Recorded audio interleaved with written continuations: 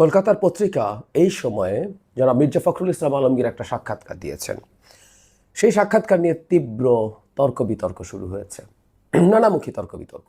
কারণ সেখানে জামায়াতে ইসলামী এবং এনসিপি নিয়ে এমন কিছু মন্তব্য আছে, বা আওয়ামী লীগ নিষিদ্ধকরণ নিয়ে আলাপ, ভারতের সাথে সম্পর্ক, নানামুখী তর্ক বিতর্ক চলছে। এখন এই প্রেক্ষাপটে এই সাক্ষাৎকারটা নিয়ে কথা বলা কঠিন, এই কারণে আসলে আমি দীর্ঘ সময় অপেক্ষা করেছি কি বলবো সেটা ভেবে, কারণ নানা রকম প্রতিক্রিয়া আসছিল। বিএনপির পক্ষ থেকে বলা হয়েছে, প্রথম যেটা তাদের মিডিয়া সেলে তার হয়ে একটা বক্তব্য দেওয়া হয়েছিল, সেখানে বলা হয়েছে এটা বিকৃতভাবে ছাপানো হয়েছে, এটা তিনি যেভাবে বলেছেন সেভাবে আসেনি পত্রিকায়। এটা একটা দিক গেল।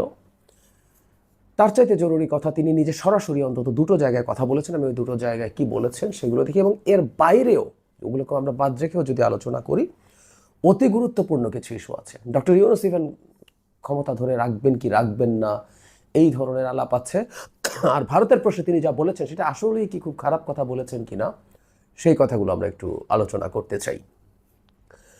যারা ফখরুল দুটো জায়গায় আমি দেখলাম এখন পর্যন্ত আমার চোখে পড়েছে, বিডি নিউজ 24 এবং মানব জমিনের সাথে কথা বলেছেন তারা যখন তাকে ফোন করেছে, সেখানে তিনি দুটো জিনিস অস্বীকার করেছেন যেটা উনি বলেননি। সত্যিকার অর্থে জামায়াতের আসন চাওয়ার ব্যাপারটা আমি ব্যক্তিগতভাবে মনে করি জামায়াত আসনের নেগোশিয়েট করছে। এটা আমি আমার দীর্ঘদিন আমি বিশ্লেষণে এই আলাপটা করছি, এটা না জেনেই করছি। আর বিএনপি কারোর কাছ থেকে আমি শুনিনি, তাদের আচরণ দেখে সেটার অ্যানালিসিস আমি করার চেষ্টা করেছি। কিন্তু জনাব ফখরুলের মতো মানুষ এটা স্পেসিফিক এরকম একটা সংখ্যা দিয়ে 30, এবং সেটা তারা অনেক কম বলাতে জামাত রাজি হয় নাই, তাই তারা এখন যাবতীয় ধানাই পানাই করছে। ইনফ্যাক্ট ধানাই পানাই জামাত এই কারণে করছে, এটা আমি সত্যিই মনে করি। আলোচনাও হয়েছে, এটাও আমি মনে করি, এবং সন্তোষজনক আলোচনা হয় নাই, এটাও মনে করি। এবং জামাতকে বিএনপি এখন সিট ছেড়ে নির্বাচন করানোর কিছু নেই, জামাত বিরোধী দলই থাকুক, বাংলাদেশের ভবিষ্যৎ রাজনীতির ল্যান্ডস্কেপ আস্তে আস্তে তৈরি হোক। সো এটা নিয়ে আমরা কথা বলবো না। এনসিপি সম্পর্কে বলা হচ্ছে তিনি এনসিপিকে দলই মনে করেন না, তাদের কোনো শক্তিই নেই, বা ডাকে মানুষের লোক আসে না। আবারও বলছে এই ধরনের বক্তব্য মির্জা ফখরুল সাহেব দেবেন মনে হয় না, কোনোভাবেই মনে হয় না। আরেকটা জিনিস তিনি ডিনাউন্স করেছেন, সেটা হচ্ছে আওয়ামী লীগ, জাতীয় পার্টি, 14 দল সবাই নির্বাচনে আসুক। তিনি বলছেন যে কোনোভাবে আমরা নির্বাচন নিষিদ্ধ করার পক্ষে না, মানে দলকে, আওয়ামী লীগ এগুলো করেছিল আমরা করব না। পরে মানব জমিনকে তিনি বলেছেন যে আওয়ামী লীগের ব্যাপারে সিদ্ধান্ত তারা আগেই জানিয়েছেন। আমি এটাও ঠিক মনে করি, সুতরাং উনি আওয়ামী লীগও নির্বাচনে আসুক এটা বলার মতো ইমপ্র্যাকটিক্যাল ওনার হওয়ার কোনো কারণ নেই। তবে জাতীয় পার্টির ব্যাপারে তারা সাম্প্রতিক সময়ে ভোটাদাকে খোলাখুলি বলে দিয়েছে যে কোনো দল নিষিদ্ধের পক্ষে তারা না, অন্তত পক্ষে এক্সিকিউটিভ অর্ডারে তো নাই, সেটা বিচারিকভাবে হতে পারে। আর আমি ব্যক্তিগতভাবে মনে করি জাতীয় পার্টি একটা রাজনৈতিক ইস্যু, আসলে এখানে কোনো এথিক্স আওয়ামী লীগের দোসর, কোলাবোরেটর এসব কিচ্ছু না, এটা একটা পলিটিক্স। এবং এই পলিটিক্সে আওয়ামী লীগের, মানে জামায়াতের পক্ষে, এনসিপির পক্ষে জাতীয় পার্টি মাঠে না থাকলে তাদের জন্য বিরাট সুবিধা, বা জাতীয় পার্টিকে এখান থেকে সরিয়ে দেওয়া গেলে বিএনপির বড় অসুবিধা তৈরি হবে। কেন হবে বহুবার বলেছি, ওদিকে আর যাচ্ছি না। এবার সেই জায়গাগুলোতে আসতে চাই যেগুলো আসলে খুবই গুরুত্ব দিয়ে আলোচনার দাবি রাখে এবং এগুলো অস্বীকার করেননি। সুতরাং এই কথাগুলো আমরা একটু বলতে চাই। আমি সবচেয়ে গুরুত্বপূর্ণ আমার কাছে মনে হয়েছে প্রধান উপদেষ্টা নির্বাচন নিয়ে যে ধরনের পরিস্থিতির কথা বলছে, সেটির মধ্যে একটা পটেনশিয়াল বিপদ আছে, সেই বিপদ নিয়ে আমাদের সতর্ক থাকা দরকার। তার আগে ভারত নিয়ে একটু কথা বলি। সেটা হচ্ছে, প্রশ্নটা এরকম ছিল, ইউনূস বলছেন ফেব্রুয়ারিতে ভারতের প্রভাব ছাড়া নির্বাচন ও সরকার গঠন হবে। সত্যিই কি বাংলাদেশে ভারতের কোনো প্রভাব আর অবশিষ্ট নেই? জনাব আলমগীরকে কোট করা হচ্ছে এভাবে, ভারত মুক্তিযুদ্ধের সহযোগী, সেই সময় 1 কোটি মানুষকে আশ্রয় দিয়েছে ভারত। ভৌগোলিকভাবে বাংলাদেশের 3 দিকে ভারত, একদিকে সাগর, সুতরাং ভারতের প্রভাব বাংলাদেশে থাকবেই। সমস্যা হলো বাংলাদেশ বলতে শুধু আওয়ামী লীগকে বুঝেছে ভারতের শাসকরা। আওয়ামী লীগের ভাষ্য মেনে বিএনপি আর জামাতকে একই বন্ধনীতে রেখেছে। তিনি একটা কথা বলছেন যে দুই দল একই না, তারা নির্বাচনী জোট করেছিলেন, তারা মুক্তিযুদ্ধের সংবিধান রক্ষায় আজও স্বাধীনতা বিরোধীদের সাথে লড়াই করছে, বা আমরা সাথে আছে। দুটোকে একসাথে একই ব্র্যাকেটে রাখার কথা বলছে, যে সেটা কোনোভাবেই ঠিক হয় না। উনি যেটা বলছেন যে আমার ধর্মীয় রাজনীতি করে, বিএনপি করে না। তিনি খুব ক্লিয়ারলি বলছেন এভাবে যে আওয়ামী লীগের বিরুদ্ধে, বাকিদের সাথে যোগাযোগ রাখেনি বলেই আওয়ামী লীগের বিরুদ্ধে ক্ষোভের পাহাড়, তীব্র ভারত বিরোধিতা পর্যবসিত হয়েছে। তবে উনি আশ্বাস দিচ্ছেন, এভাবে বলছেন জামাতকে সুবিধা নিতে দেব না, ভারতের সঙ্গে যোগাযোগ থাকুক, কলকাতা যাবেন, উনি ওনার স্মৃতিচারণ করছেন। ভারতের প্রভাব বাংলাদেশের কি থাকবে না? উত্তর হচ্ছে থাকবে। এখন আমরা যদি খুব প্র্যাগম্যাটিক হই, আমরা কি চাই আসলে ভারতের সাথে? বহুদিন বলছি ভারতের সাথে আমরা একটা প্রায় সমমর্যাদা ভিত্তিক, প্রায় শব্দটা ব্যবহার করছি, সমমর্যাদা ভিত্তিক একটা সম্পর্ক। শেখ হাসিনার মতো প্রভু এবং দাসসুলভ কোনো সম্পর্ক হবে না, ও 10%ও হবে না। কিন্তু আমরা একটা জিনিস মনে করি, ভারত একটা উদীয়মান দেশ, পরাশক্তি, বড় দেশ, বড় অর্থনীতি, এবং যেটা মির্জা সাহেব উল্লেখ করেছেন, আমাদের 3 দিকে ভারত বেষ্টন করে রেখে আছে, এমন সামান্য একটু ল্যান্ড বর্ডার আছে মিয়ানমারের সাথে। সো এরকম একটা জায়গায় ভারতের আসলে প্রভাব বাংলাদেশের উপরে কম বেশি থাকবে, এটা সমস্যার কিছু আমি দেখিও না।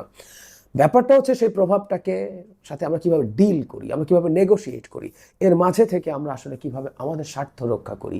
একটা কথা মনে রাখতে হবে, এরকম একটা বড় দেশের সাথে যখন আমাদের মতো একটা দেশ ইন্টারাক্ট করতে যায়, তখন কিছু ক্ষেত্রে কিছু ছাড়, আমাদের কিছু ছাড়, এবং সেটা এরকম না যে আমাদের বিরাট ক্ষতি হয়ে গেছে, দিতে হতেও পারে, এইটুকু পর্যন্ত আমরা প্র্যাগম্যাটিকলি মেনে নিতে পারি। কিন্তু ভারতের সাথে আমাদের একেবারেই একটা দুর্দান্ত আত্মসম্মান ভিত্তিক, আত্মসম্মান বোধ সম্পন্ন আমরা সেরকম একটা সম্পর্ক চাইব। এবং তার বক্তব্যে তিনি যথেষ্ট ভালোভাবেই সেই কথাটা বলেছেন। কেউ বলছেন জামাতকে তারা প্রশ্রয় দেবেন না, জামাতের বিরুদ্ধে ফাইট করছেন, ৭২ সংবিধান রক্ষা করার চেষ্টা করছেন। জামাত নিয়ে বক্তব্য আমি আসলে গ্রহণ করি না, কারণ জামাত সংক্রান্ত বক্তব্যগুলো তিনি আসলে নাকচ করেছেন, সুতরাং আমরা সেটা নিয়ে কথা বলবো না। কিন্তু সংবিধান রক্ষার কথা, হ্যাঁ, যে সংবিধান বাতিল করে নতুন সংবিধান লেখার বিরুদ্ধে তো বিএনপি দাঁড়িয়েছে, সুতরাং এই বক্তব্যের মধ্যে নতুন করে কিছু উনি বলেছেন বলে তা আমি মনে করি না। হয়তো এটা নিয়ে জল ঘোলা করার কিছু আছে বলে সেটাও মনে করি না।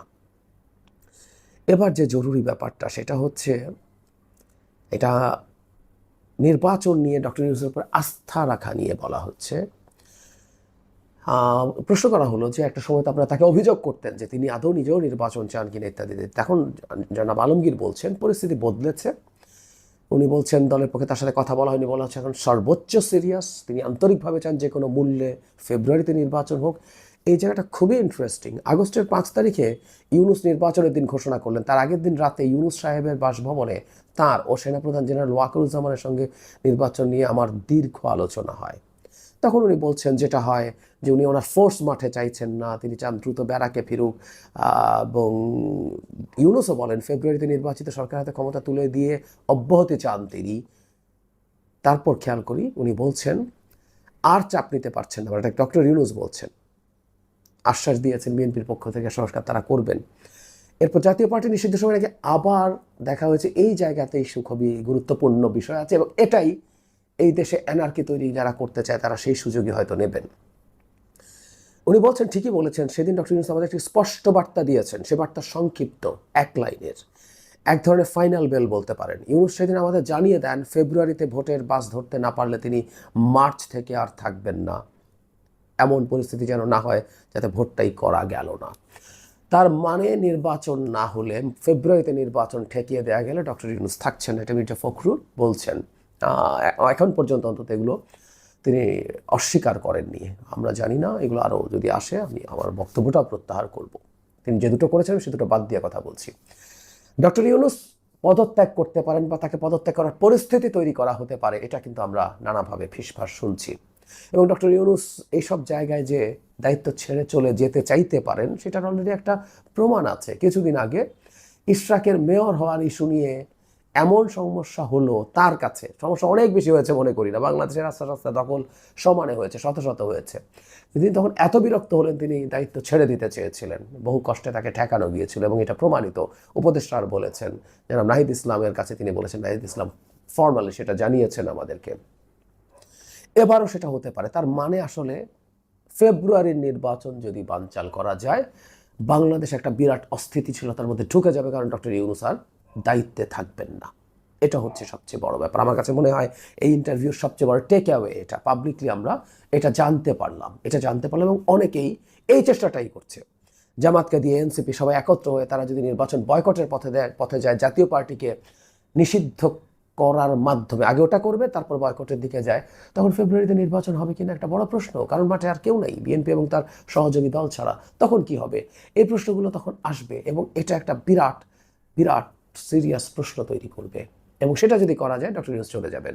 ডক্টর ইউনূস চলে গেলে তাকে সেটা নিশ্চিত করা গেলে সেখানে কে বসবেন, কারা কারা বসবেন, ক্যাবিনেটের একজন বিরাট পাওয়ারফুল মানুষ আছেন তিনি, বা বাইরে থেকে কেউ আসবেন, তারপর যে প্রেসিডেন্টকে সরিয়ে কাকে প্রেসিডেন্টকে বসাবেন, নানা প্লট আছে। এবং এগুলো মানেই হচ্ছে বাংলাদেশকে একটা অস্থিতিশীলতার দিকে নিয়ে যাওয়া।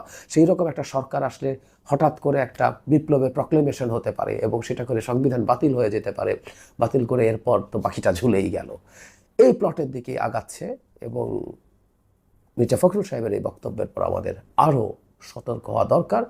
আমি মনে করি ডক্টর ইউনূস যদি এরকম কিছু বলে থাকেন, আরও পাবলিকলি তার নিজের, মির্জা ফখরুল সাহেবের কথা বলছি, বাংলাদেশের মিডিয়াকে এগুলো জানানো দরকার ছিল, জানানোর দরকার আছে। কারণ এটা জনগণের জানতে হবে যে কী ধরনের সংকট আমাদের সামনে আছে।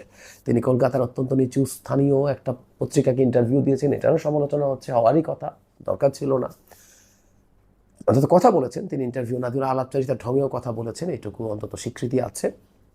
আর যদি তারা সত্যিকার অর্থেই সাক্ষাৎকারের ফর্মে না নিয়ে বা অফ রেকর্ড কথাবার্তা পাবলিশ করে দেন বা একেবারে বানিয়ে লেখেন, এগুলোর বিরুদ্ধেও ব্যবস্থা নেওয়া উচিত, কমপ্লেন করা উচিত বলে আমরা মনে করি। যাই হোক, মোটা দাগে অত্যন্ত গুরুত্বপূর্ণ ইন্টারভিউর গুরুত্বপূর্ণ টেক অ্যাওয়ে হচ্ছে এগুলো।